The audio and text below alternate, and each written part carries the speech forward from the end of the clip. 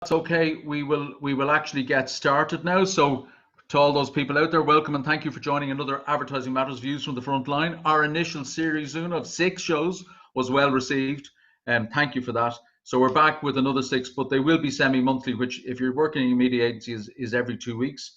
On the 15th, which is the next one, we have Lisa Brown lined up, who's the Marketing Director of Electricity Ireland, and indeed Fiona Curtin, who's the Global Comms and Planning Director of Irish Distillers, and particularly Jameson, both ex-clients of mine. So more advertisers to come, which is what people asked for. I would also like to say that we are running, that's John, McGee and Siobhan and a few others, a big Zoom, a big day-long Zoom, a better marketing Zoom conference on August the 27th. It will cost you €85, though I do warn you that. So put that in your diary, August 27th, and we will be in touch. Sponsorship and everything else and participation is available. So if anybody wants to get in touch, getting involved in that, happy to do so. You have my email. We will plow on happily every week, and thanks to those who join every week. Today we talk to 2 really good people, but Geraldine O'Leary is one of the most important people in the jigsaw, because running a media organisation like RTE is important. And also we have Una Herlihy, former agency person with II Irish International and indeed Open Communications, and of course BKC Comms, her own business, but who recently co-founded with Peter McPartlin the Indie List, and that's indielist.ie, which is really about, as we'll now discover, where you'll find freelancers. She's also married to the great Roger O'Reilly, and a lot of us in advertising know him to be a fantastic illustrator and a great bloke. But firstly, though, let me just rattle through some housekeeping, because I'm always asked this. We do not record you. We can't see you now with your non-lockdown hair, and we can't see you doing the ironing. It is only us here, and if you are interested in seeing your recording, you'll get it on my LinkedIn page afterwards if you follow me, and also on my YouTube page. We put them up there so that you can watch them, and in fact they're very well watched.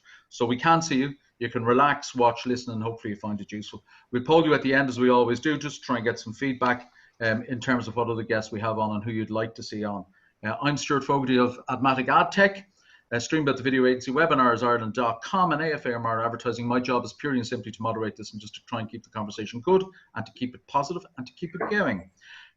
We build self-op direct media booking engines for media owners and advertisers, and Streamabout does video, and thank God we are. Webinars Ireland provides webinar skills, and AFAO'Meara is in the same boat as every other agency, trying to provide consultancy to brands and advertisers. It's very much appreciated that you're here, and I really, really hope it's a benefit.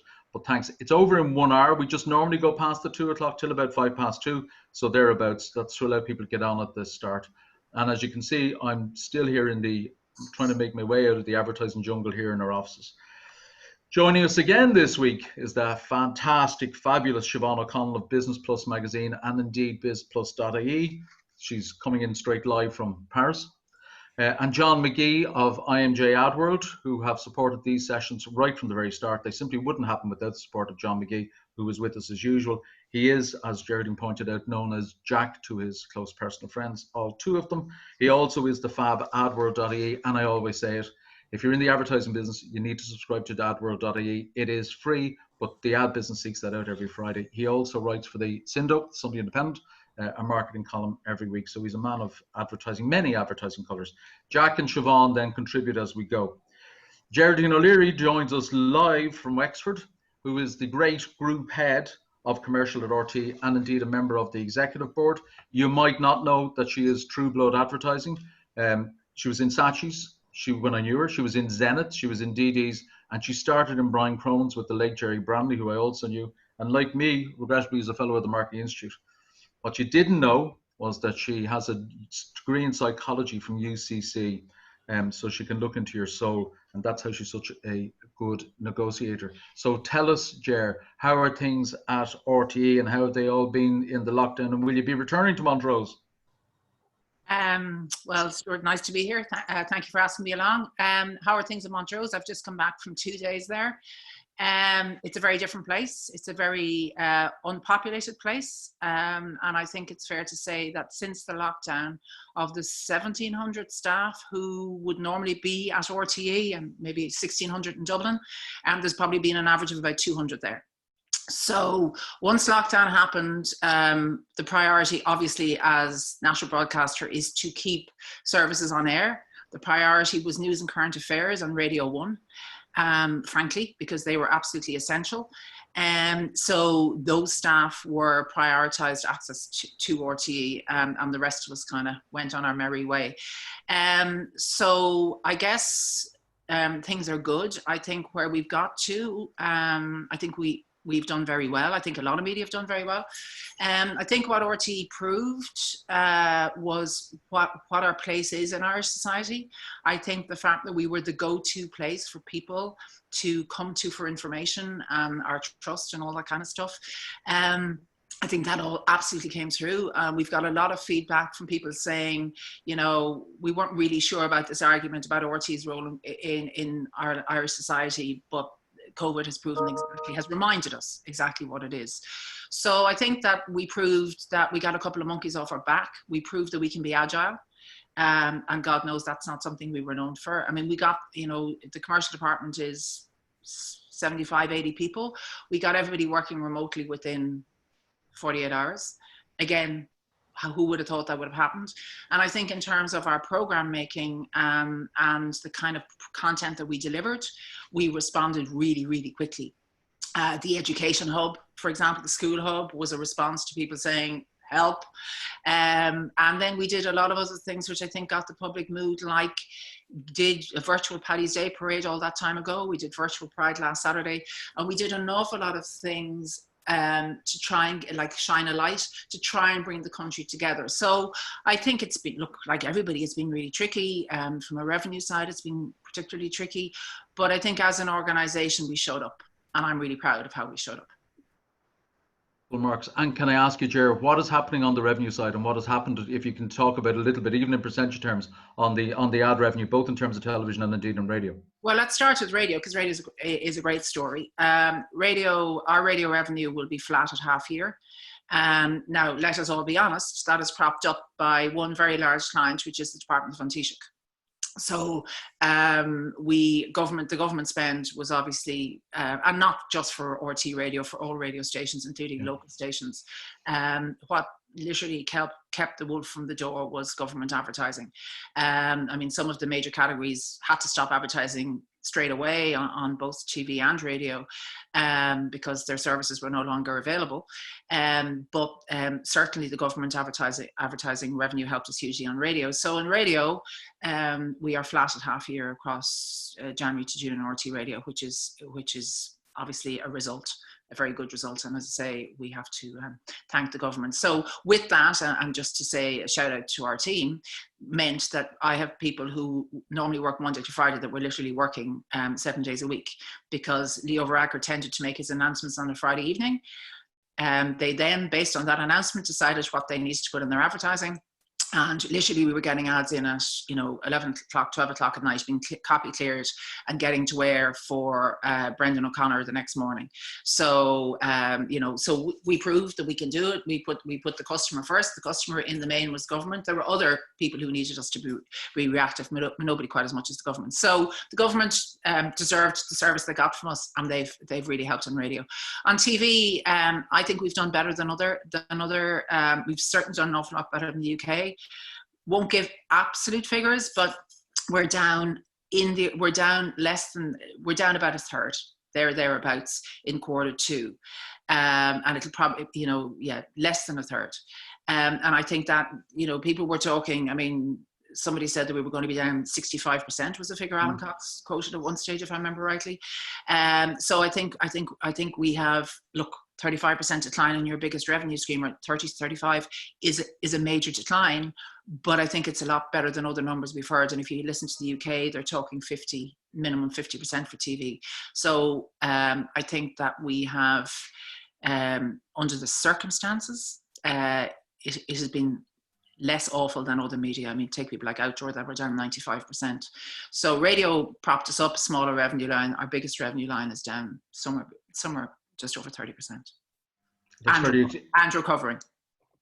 Yeah, that's fairly extraordinary. If you talk to commercial radio, they're looking at -50%, -60%, and indeed other broadcasters, and certainly the UK ITV's numbers even at the end of April, we're minus 45, and they've gone worse than that, as the fellow says, you know. I don't But want that's to make, I don't want to make light of a reduction of, you know, of 30% in TV spot, because as I say, it is our biggest revenue line, but relative, because obviously that has a massive impact on RT's finances and the outlook for 2020 and beyond. But relative to other people, I think we've done well.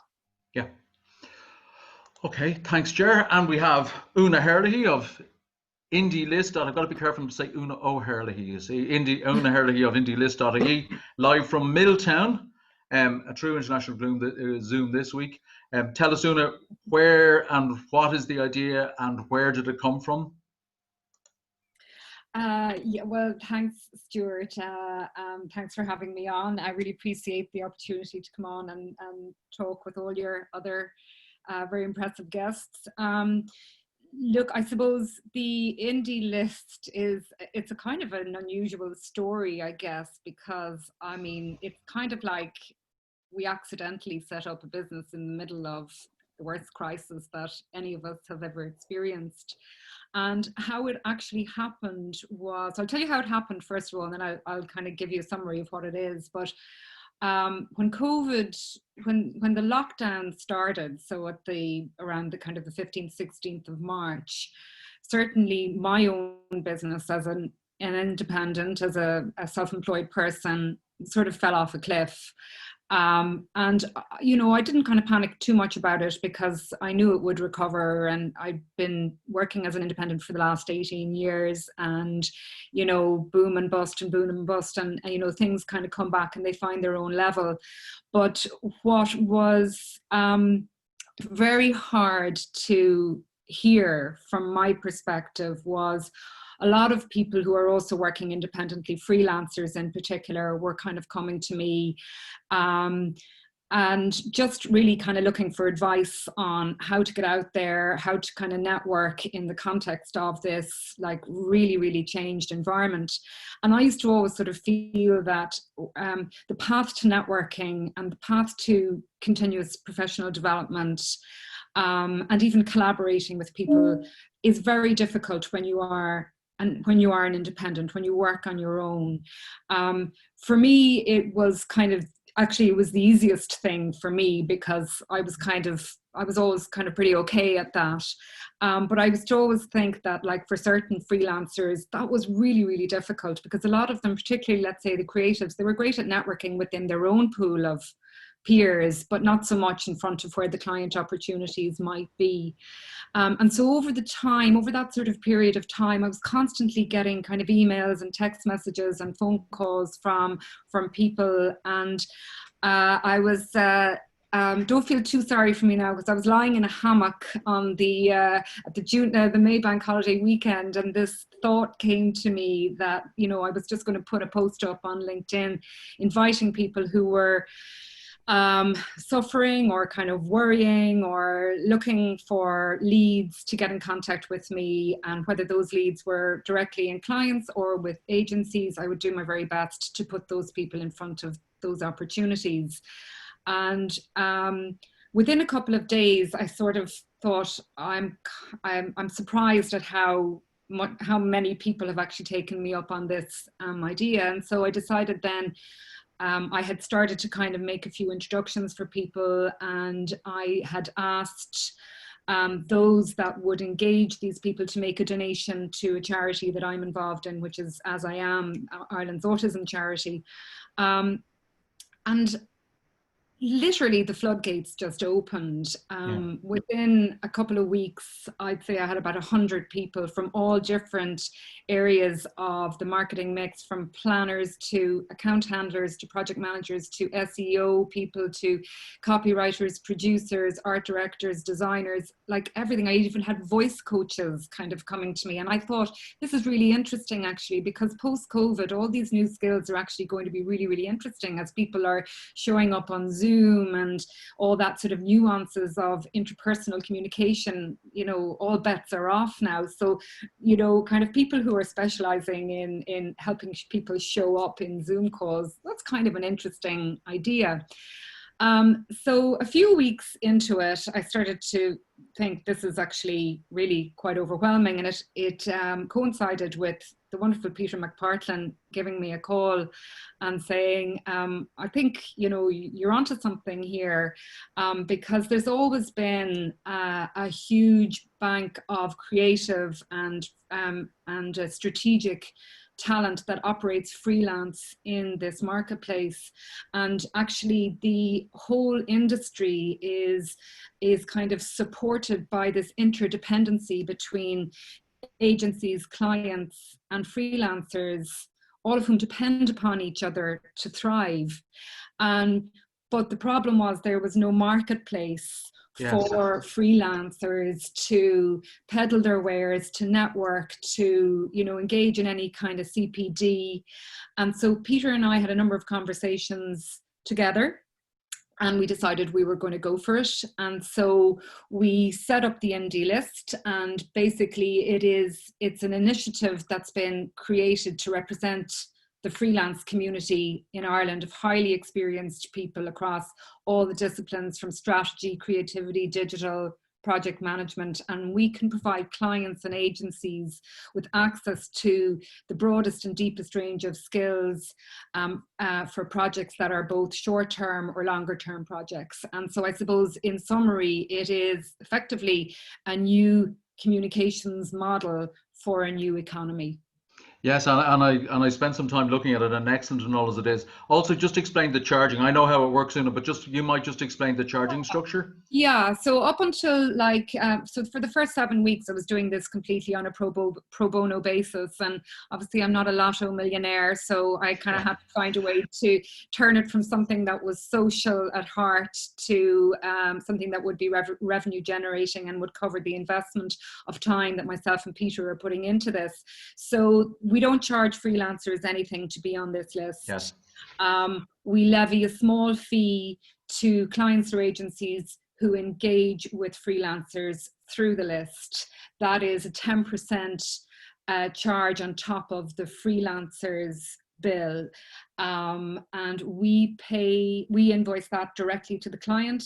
We are saying to the freelancers that by no means should they be dropping their prices to allow for that 10% fee that we are charging. The freelancers will continue to bill their clients directly and look after all of their own financial management there. So we just levy that 10% charge, and what it means is that clients and agencies have access to great people who are vetted by us. Perfectly good, and it's excellent and all as it is. Just very briefly, John, you would have a view on this. I mean, you would see it as a very positive initiative. Yeah, I think it's great. I think it's a great initiative, and you know, this industry, as Una mentioned, there's a wealth of talent out there, you know, in all areas. It's, you know, in creative and planning and media, web development, and you know, as a publisher, you know, we've always depended on, you know, freelance talent, and indeed a lot of national publications and broadcasters tap into freelance talent. And you know, the freelance economy is actually quite huge in Ireland across all sectors, you know, but particularly in media and advertising. And you know, as I think, you know, the financial constraints that are going to be placed on the industry going forward, and you know, depending on who you talk to, and you know, there will be agencies will be letting go staff, you know, regrettably, in, you know, over the coming months as the government supports wind down. And you know, there's going to be a lot more talent coming on the market. So somebody who can match that talent with, you know, clients, or even with agencies or brands, whatever, I think, you know, it should do well, and I hope it does well, because it's certainly needed in the marketplace. And indeed, in the current climate of in-housing and clients going direct, it allows advertisers access to high levels of talent pools in order for them to do direct. Well, I think post-COVID, I think, you know, clients will be reassessing the relationships with agencies in terms of, you know, what they actually get from that agency, and you know, and looking at costs. Everybody's going to be looking at cutting their costs, you know, and you know, there'll be a lot more project work. And you know, clients will ask, is that project work, should we go through an agency? Can we bring in a team of maybe freelancers to do it? You know, the in-housing story is kind of separate, but I mean, it's a response to clients looking for better value, bang for their buck, and they're getting it, you know, in many cases by bringing in-house agencies in, you know. I think also I think that's really, really true. I think what will happen is that agencies also will be looking for ways to bring their cost base down. Yes. This provides a great wealth of resource that they can tap in and use very, very quickly. I think the point about in-housing is also really interesting, because if you look at America for these trends, like in 2008, I think it was like 40% of the members of the American Association of Advertisers had in-house agencies. 10 years later, like a decade later, that number was, so like that's a very stark, sobering reality, I think, for a lot of agencies to consider. But I think rather than constantly be maybe looking at agencies of activators, that they kind of can concentrate their efforts on that strategic upstream involvement with their clients, where they add enormous value, and then to be able to access talent as and when they need it for specific projects. I think that's actually a very compelling proposition. Absolutely, 100%, and it gets a thumbs up, I think, Una, from anybody I've spoken to at all in the business. Right, now we go to our first question, if you wouldn't mind, and particularly we'll all get involved, but it's targeted at Geraldine O'Leary more than anything else. And in relation to that, Ger, with the focus on budgets, and budgets are going to be tighter, will TV advertising be affected by reduced budgets? I mean, apropos of what you said earlier, but obviously media costs, particularly on television, are a little bit more on topish, and you also have the added production costs that go into that. So is TV going to suffer, or is it always going to do well as the great brand builder that everybody acknowledges? Well, I suppose my answer to that, Stuart, is you can't take anything for granted. We don't know. I would never assume anything in relation to a revenue line, because I think that's a dangerous place to start. I think what we have discovered is, as I say, with the reduction year on year being less than we had feared, but still significant, and the clients that were brave enough or were able to continue to advertise, because some people just couldn't and some people chose not to. There was differences, but the people that decided not to go black and decided to continue to promote their brands, you will see began to do so very differently.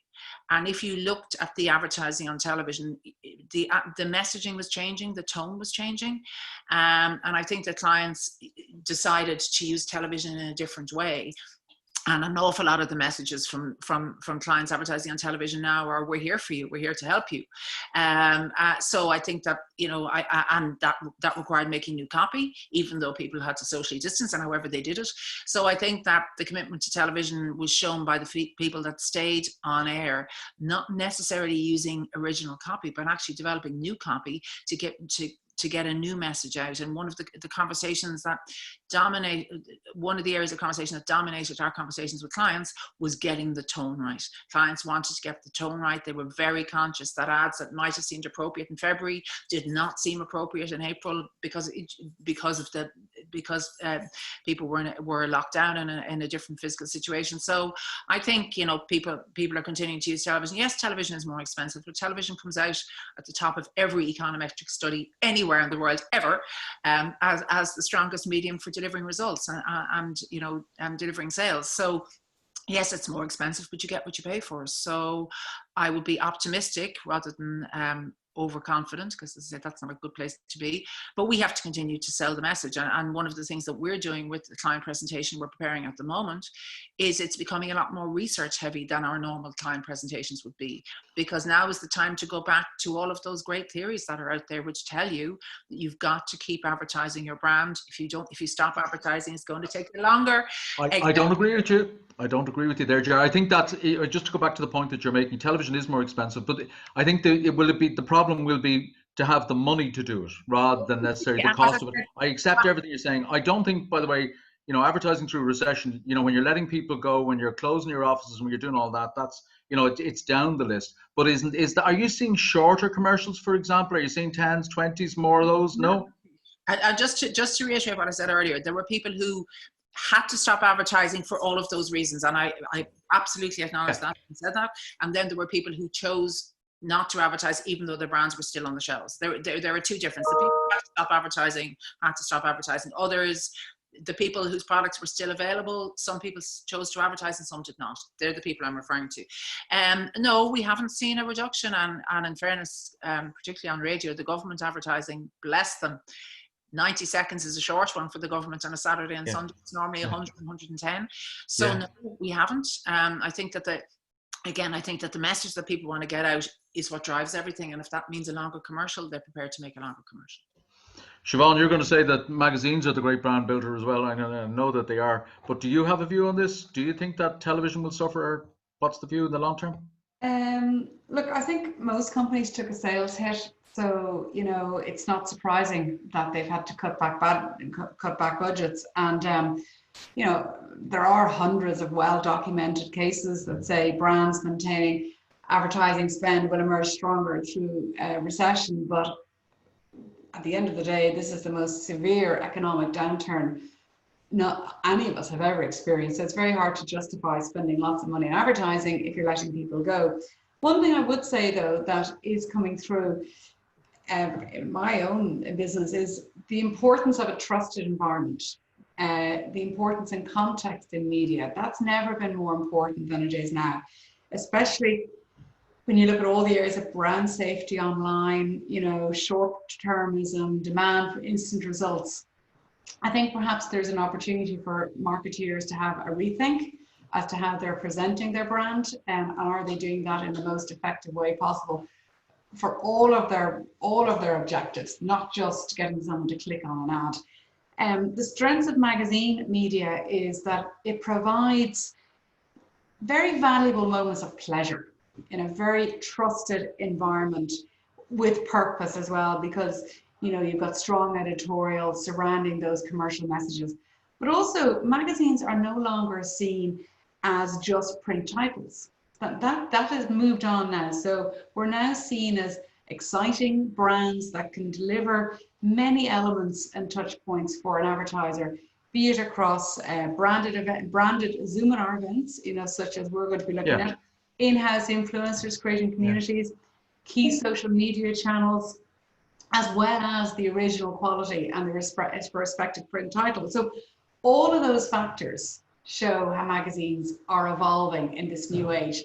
But as I said, I think personally the most important messaging now for advertisers is context and trust. And when we see what's happening this week online with an ever expanding list of advertisers, brands removing their spend from online, it just goes to show that trust matters. It does, absolutely. You know, and it's really to get to the point that if budgets are reduced, the affordability of, and I mean this with affection, Ger, the affordability of things like television is possibly going to be more difficult, although the numbers today indicate that that's not the case. The last thing I'm going to do here is do a sales pitch, but one of the things that we did when we realized that we had this absolutely paradoxical situation where our audiences were at unprecedented high levels, and budgets were falling off a cliff, and frankly we had more airtime than we needed. So what we did, and we have a creative team led by Gavin McAuliffe as part of commercial and RTE, and we went to clients and we said, the rules are all broken, long is good, the longer the better. So we went to a number of clients, and the first one would have been SuperValu, there would have been others including Brennan's, Vodafone, where we went and we talked to them and we made 3-minute ads for them, which they ran in news breaks, etc. So they massive breakthrough. We made those very, very, very cost effectively, because we had an issue, and as I say, the rules were broken, and it wasn't about, it was actually, we've got ad breaks we need to fill here. And also we felt that people needed a bit of entertaining, and the people needed a bit of lightness in the ad breaks, because some of the ad breaks for a while were very information heavy, if you like. So we kind of took control of our own destiny, and we went to a number of advertisers and talked to them about advertorials, and we made those ads for them. And I can honestly tell you they were very, very cost effective. I mean, they were not. And that is a sales pitch, but no harm in That's it. still available if anybody would like to use Yeah, that. there you go. Send in. Absolutely. Yeah, you are. One other thing I would say, just apropos what Geraldine was saying as well, like, you know, about going back to basics in terms of her presentations to clients and showing the effectiveness of advertising to a recession. Also, I think for clients, they have to reevaluate this level of data that they're drowning in now with all of their spending across digital channels. There's so much data, they don't know what to do with it. You know, is it any good? How are they actually using all the data that is being delivered to them from multiple platforms that they're using? And at the end of the day, advertising is about building an emotional connection with the consumer. And I keep coming back to this thing about a trusted environment. And I think there is an opportunity now, post-COVID, for a bit of a reset and a rethink as to how budgets are allocated. Okay. Una, just to follow up on that conversation about reduced budgets and the impact it may or may not have in relation to television, and particularly RTE, and especially now that they're doing advertorials, commercials at such great reduced prices. Is that going to help in terms of the freelancers? So is that going to help the freelance market? Is that going to help in terms of freelancers going to get more involved in TV production? Well, look, I think the short answer is yes. I think it's happening anyway. I don't think the indie list has created this change, you know, we're just sort of facilitating it, I guess. But just to kind of jump back for a second in relation to TV, and I mean, I'm a massive fan of TV advertising. I think it's a great way of building brands and that emotional affinity between brands and their customers. I think one thing is actually running the ads and being able to demonstrate, just as Geraldine has said, like the return on investment, you know, and kind of making that business case for investment. And the more that we can make that business case for investment, the less advertising will be seen as a cost to business, and it will be seen as a lever of growth. But I think the problem, or the sweet spot, I guess, is when you have messaging and content that is created with the right insight. And that's where it becomes really, really powerful, because you could be putting all the money in the world behind great spots in the Late Late Show or the 6-1 News, but if the content, if the copy, if the message is off, it won't work. It won't be as effective. And you know, the really great copy will be really, really brilliant at driving equity and driving salience, which is really, really important in a recession to kind of keep these brands buoyant. So I guess that will always be a huge skill that creative people can bring to the mix. But in terms of opportunities for freelancers in this space, absolutely. I mean, there are huge opportunities for freelancers. What I'm starting to see now is production companies who would be simply working directly to agencies are now actually bringing in the people themselves, planners, writers, art directors, people who can come up with the concept. So they're doing that now so they're going directly to their clients and saying, we can actually do this for you. Not only that, but they're also starting to look at, if they can assemble a team for TV, then they can assemble a team for radio, they can assemble a team for digital, they can assemble a team for outdoor. They can basically assemble a team because it is a much more agile model. And I think in an environment where everybody is looking for ways to get great work done more efficiently, it's a win-win for clients and for freelancers. Yes, the point I was getting to was TV has always been considered in agencies to be the cream. It's better margin. It's also more glamorous. It's the business that agencies wanted to do, and that may be coming apart a little bit and going more towards the freelance, the indie list community. Jack, do you have a view on this? Yeah, well, I think the lines of, I suppose, demarcation have become increasingly blurred over the last number of years. You know, we've seen it in certainly in Adland, where, you know, media agencies are kind of muscling in on creative. Digital agencies have been muscling in. You know, so the lines of the traditional lines of demarcation have become blurred, or perhaps don't even exist anymore. So I think it's only a natural evolution of the way things are going, that, you know, it makes a lot of sense for production companies to get in on the act.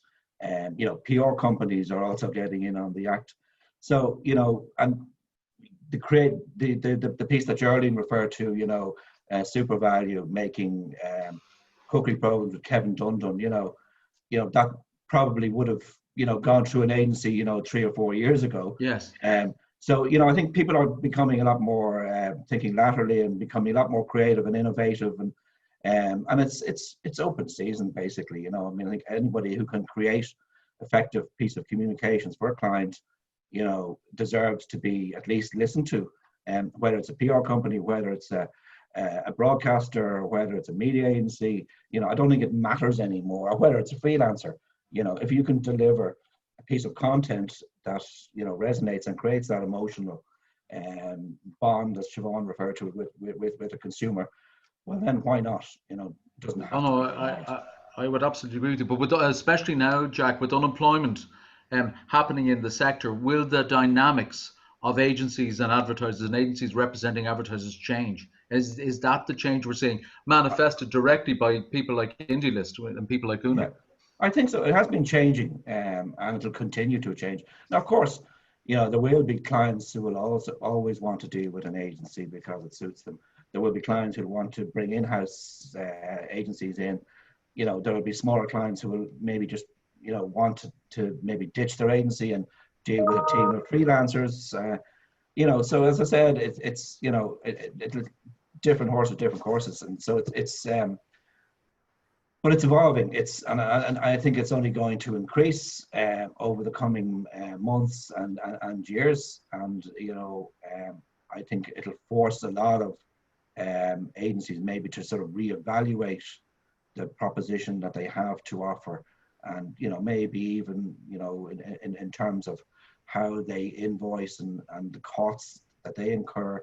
You know, third-party costs, for example, that they incur from production houses, you know, they're astronomically high at the moment.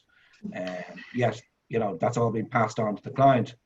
You know, why? You know, and clients, you know, will start to question this over time, you know, and as particularly where they're looking for greater value and, you know, a greater bang for their buck. So you can see certain things starting to unravel. I could add as well is that technology has become a great enabler here for people too, because you don't have to do the unfortunately for creatives the shoot in South Africa, you know, for 8 days anymore. I mean, technology has developed in such a way that production across the board can be done in a much more efficient way, much more cheaply. So that's good for the business, and it's good for us as media owners. And even before COVID, we saw how creative agencies were under strain with the closure of chemistry. So what's happening with COVID, it's exacerbating an industry perhaps that was already under strain, and that's the pity, because at the end of the day, the ad industry employs circa 2,000 people. So nobody wants to see people losing their jobs if that can at all be avoided. So Siobhan, are you concerned about, and I'll go around to everybody with this because I think it's an important one, and it's the kind of the elephant in the room that hasn't been discussed.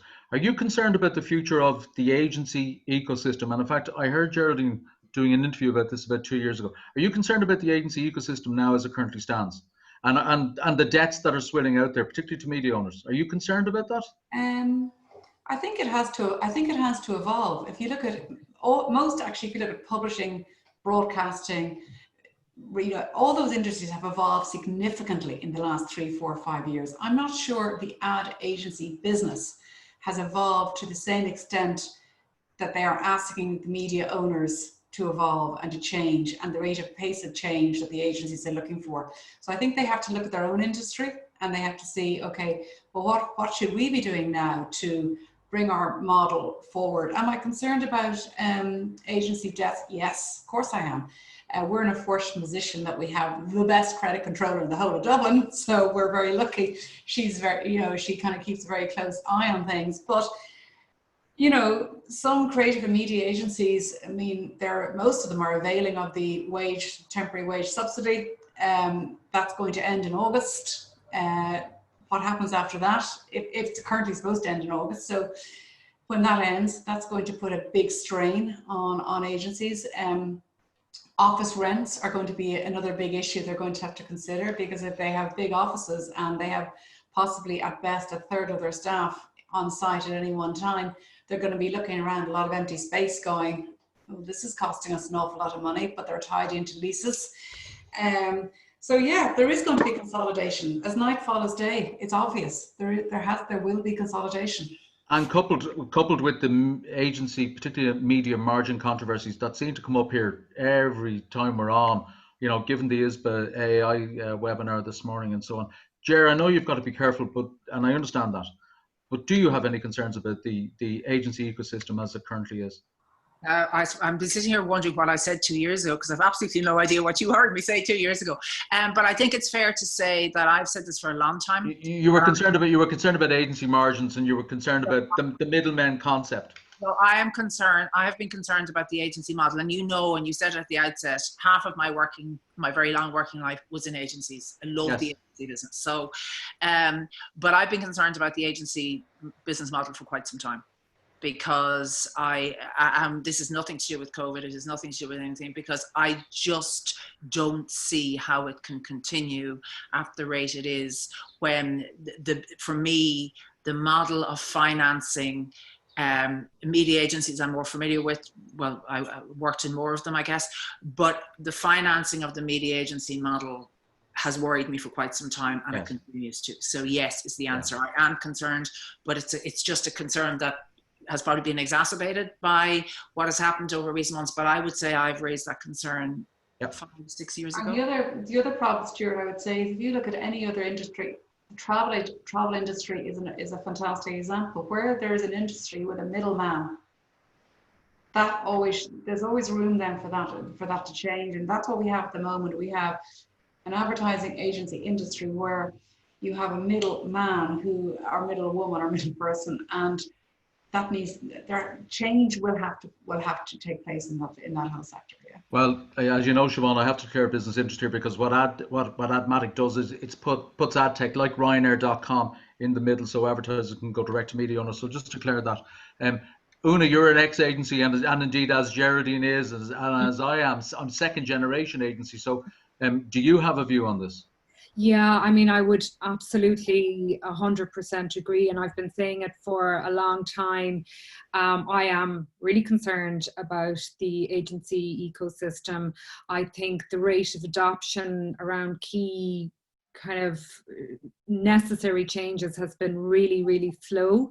I'm going to quote from an article that Michael Farmer wrote the other day, he who wrote Madison Avenue Manslaughter, and he said, agency of the future plans must begin with the recognition that the current agency operations are a shipwreck, and only if that's acknowledged can some serious planning begin. I think, you know, agencies have been slow to kind of resolve key issues around pricing.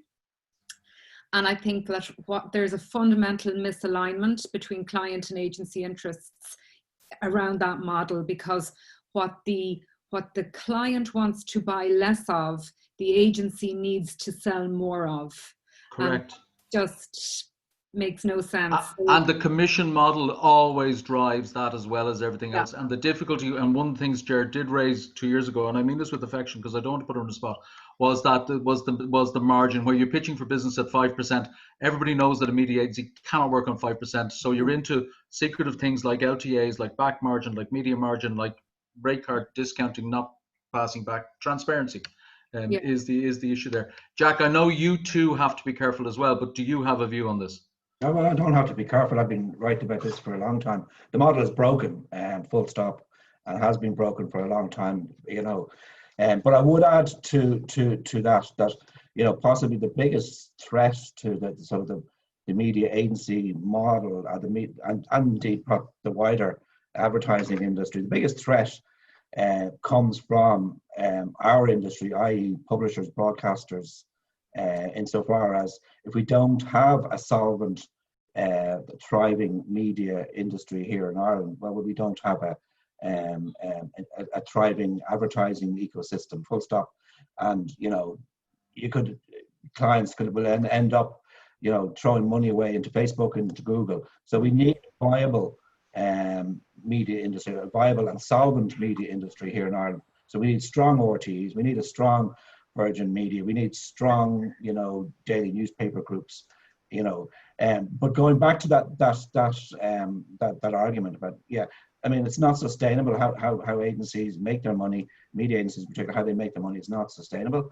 And, you know, I think they know that. Now, I know some of them have been weaning themselves off the, you know, the LTAs and you know, margin discounts. Sorry, they don't take LTAs, John. They deny that. So they don't take media margin. Well, that's, you know, listen, I mean, if you look at the accounts for DMG and the Telegraph and Guardian in the UK, they disclose these payments back, you know, in their accounts, you know, and they can run up to 25 million a year that is basically going back to agency groups.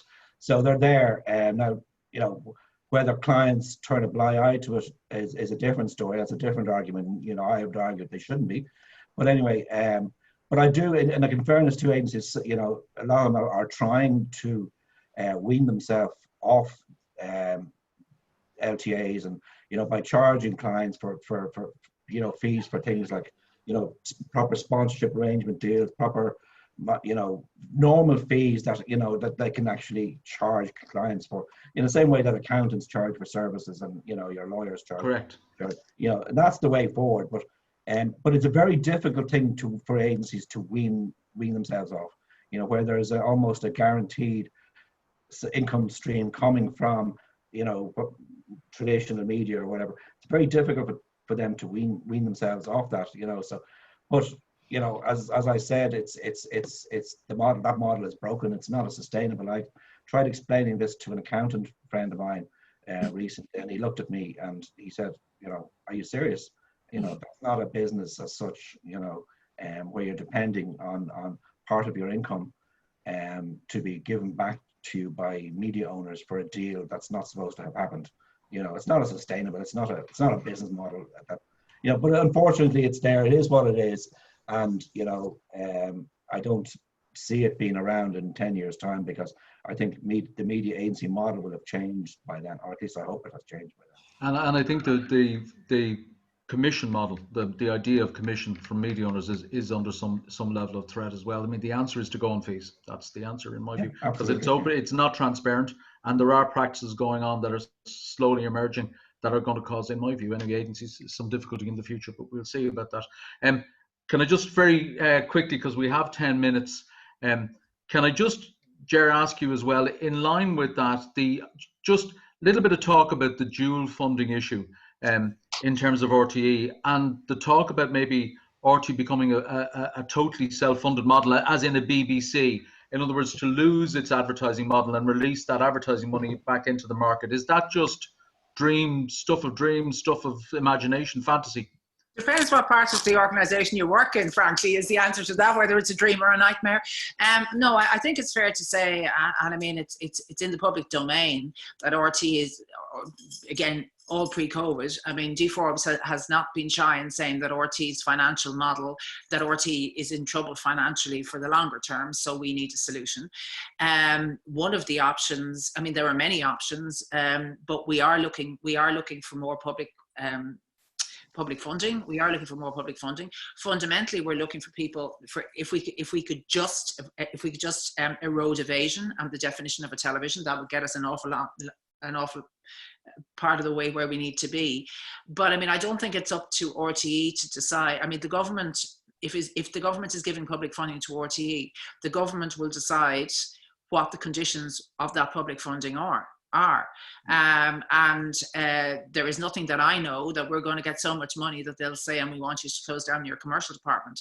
But, you know, those conversations are now beginning with the new government, so who knows? But the fact that RTE needs to sort out, we need to sort out our finances for the short, medium, long term is well documented. Yeah. But it might be, and I say I'm not arguing for it or against it, but just out of interest, it might be a better funding for RTE because you're guaranteed an income. It would release circa 200 million advertising money into the market elsewhere. Am I right about that?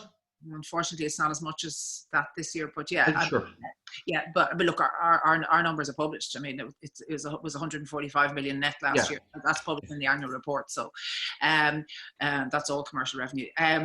Yes, but it would indeed. But are the government prepared to give the Top up 145 million? I don't know. I mean, I think that, you know, I could discuss this all day and bore you all, but the bottom line is that we all look at the UK because that's our nearest neighbour. So it's the BBC model. I mean, I'm involved in a European-based association where dual funding is not as abnormal as people here think it is. It's common in Austria, it's common in Belgium, it's common in Holland. It's quite a normal model. It works better in markets with bigger populations, let's be honest. But it would also avoid the clamour for other media owners, rightly or wrongly, to say, can we share in your license fee, which is going to decline because apparently payment is going to be difficult on the license fee, and already is proving to be people don't have money. Some of the license fee is shared, you know that, through the BAI. But look, what is happening, and it needs to happen. Not with media owners though, with BAI. Yeah, but BAI do give funding to certain media owners to make content, like Virgin and others. It's not just RTE, so there you go. But more importantly, there is going to be a commission on broadcasting, and that has been announced, and all of this will be discussed and debated as it needs to be. And I would say, based on the previous discussion, wouldn't it be great if there was some sort of a forum to discuss the advertising industry as well? Because we are so dependent on it, and we, you know, all of this conversation is, as I say, 5-10 years we've been saying it. What are we doing about it? I'm certainly would do anything I could to get in any forum on that. Take out your credit card and pay 85 quid for August the 27th, because we will be discussing it for the full day.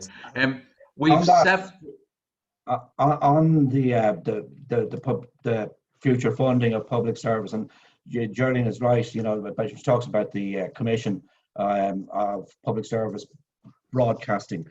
It was set up by, I think it was Richard Bruin before the last general election, and it has a mandate, I think, to report back by the end of the year, and it would, you know, address finally how public service broadcasting should be funded in Ireland. And this has been going on for years and years and years. I have a bookshelf full of reports, you know, about public service broadcasting in Ireland, how it should be funded. I think we need to start off with, you know, a definition of what is public service broadcasting in Ireland in 2020.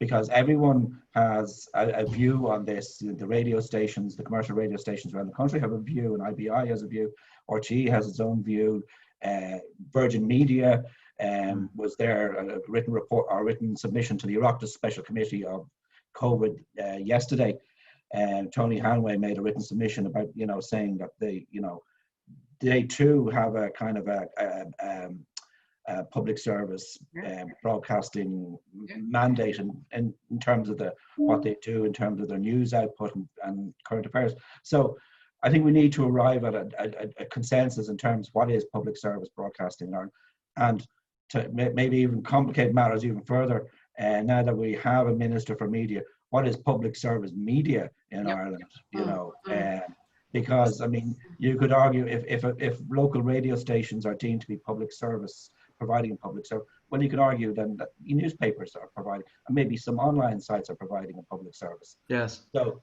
we need some sort of clarity in this, and we need, I think, you know, for the next Minister for Media, whoever that person may be, you know, there's going to be a tough, it's going to be a tough gig to manage. But what Geraldine was saying about, you know, I think the industry needs some sort of a collective voice. Every industry trade organization has its own mandate, and they all paddle their own canoe.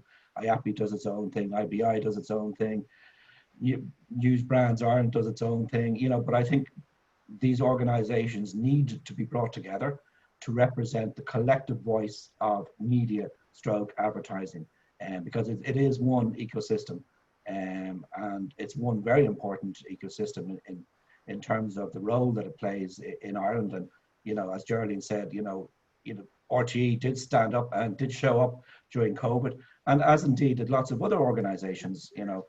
So it's important that, you know, the government which hasn't really paid much attention to media in the past. It's important that it actually acknowledge the role, the economic role that media plays, but also the socio importance of it as well in society.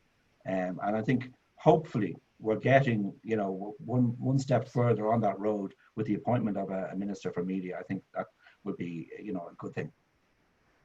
I mean, I think also the COVID, the crisis that we're in terms of an advertising crisis, and they say this is not a right or wrong answer. Everybody knows we all love and adore RTE and we all want RTE, but as a model, that funding idea as a BBC model, releasing that money back into the commercial sector, I think from RTE's, might be in RTE's benefit, might be in the government's benefit, and certainly would be in the advertising sector's benefit. And it would stop people texting Geraldine O'Leary to say, will you give us some of your money, your license fee money and all that stuff that's been going on. Well, it's like what John said there, Stuart. The fundamental question is, what is public service broadcasting now? Because it's different to what it was 20, 30, 40 years ago. Sure. So yeah. no one broadcaster or publisher has a monopoly on providing public service broadcasting or public service content.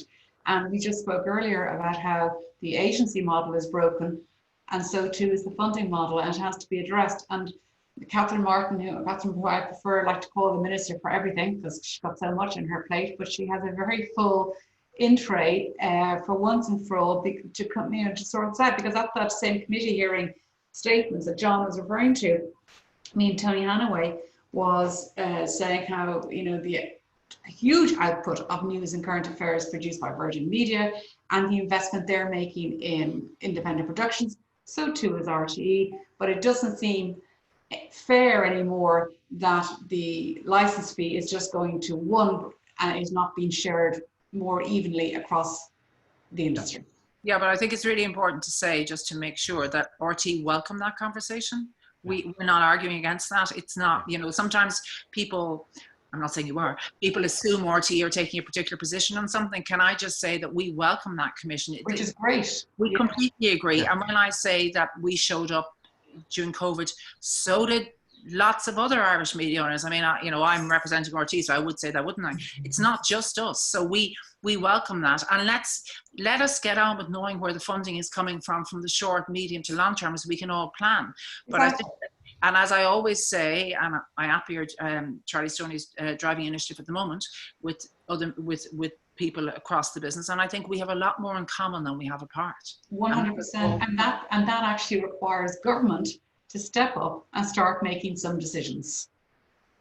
Absolutely. And because it's nearly 2 o'clock, that's a wrap. But just the results of the poll, apropos of our conversation, out of nowhere, 43% of people want to see more agencies on this. That's the first time that's appeared. But I did 57% Say again, Chair. Sorry, to cut you I off. think that, to be fair, we were talking about the agencies with nobody representing the agencies. I was quite conscious of that.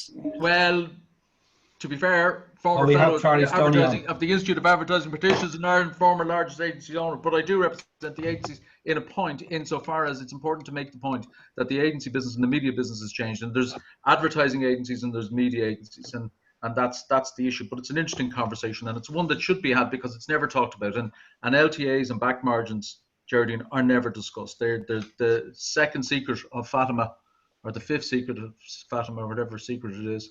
And those kind of things are never discussed, and they should be, and it's starting to come to light a little bit. But listen, for another day, we'll get the agencies on. Thank you very much, Siobhan. Thank you very much, Una. Thank you very much, Ger, and of course, Jack. And thanks to the people who are watching and who will watch the recording. Hopefully, Jack and Siobhan will be back on the 15th with me two former clients, Lisa and Fiona Curtin. And now, just very casually, I'll shut you all down as we just gently, in an advertising way, just wave or something coolly. Thanks very much. Thanks for watching. Thank you very much indeed. All right. Wish you well. Bye. Thank you. Stay well.